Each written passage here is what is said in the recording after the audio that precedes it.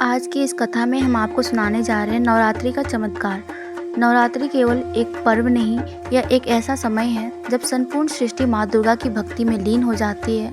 यह नवरात्रि केवल एक पर्व नहीं, एक ऐसा समय है जब संपूर्ण सृष्टि माँ दुर्गा की भक्ति में लीन हो जाती है। यह वो समय है जब हर घर में दीप जलते हैं, हर आंगन में भजन गूंजते हैं और हर दिल में श्रद्धा का प्रकाश फैल जाता है। कहा जाता है कि नवरात्रि के 9 दिन देवी माँ के 9 रूपों को समर्पित होते हैं। हर दिन माँ का एक अलग रूप पूजा जाता है। हर एक रूप में अपने साथ जीवन का एक नया संदेश लेकर आता है। शैलपुत्री हमें धैर्य और सादगी सिखाती है। ब्रह्मचारिणी हमें तपस्या और संयम का महत्व बताती है।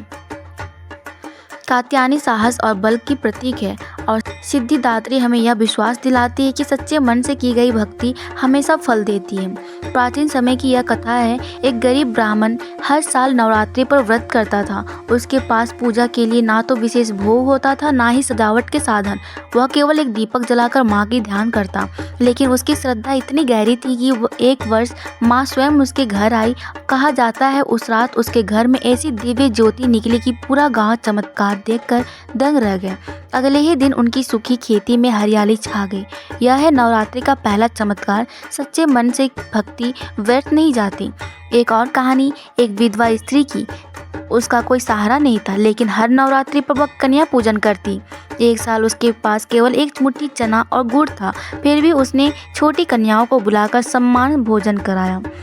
कहते हैं कि उन्हीं कन्याओं में माँ दुर्गा स्वयं आई और बोली, तेरी भक्ति ने मुझे प्रसन्न कर दिया। अब तेरे जीवन में कभी कमी नहीं होगी। और सचमुच उसके जीवन में समृद्धि लौट आई।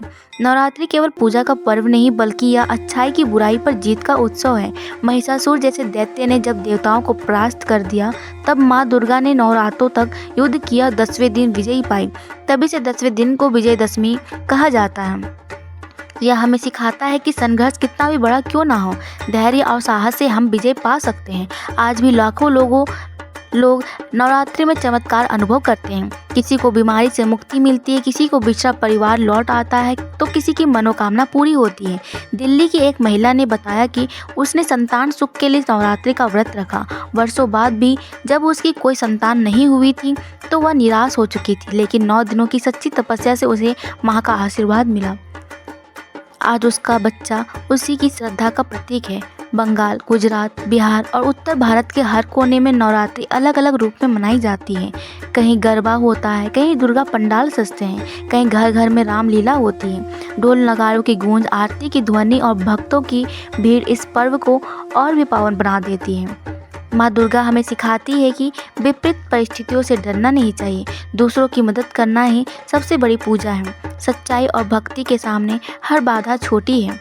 आज के समय जब लोग तनाव, दौड़ भाग और कठिनाइयों में जूझ रहे हैं, नवरात्रि का पर्व उन्हें मानसिक शांति देता है।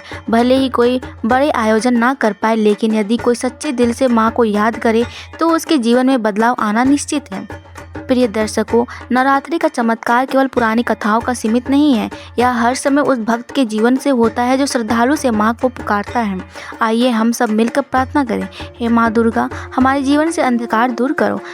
हमें साहस, शक्ति और समृद्धि का आशीर्वाद दो और अपने भक्तों की झोली हमेशा खुशियों से भर दो।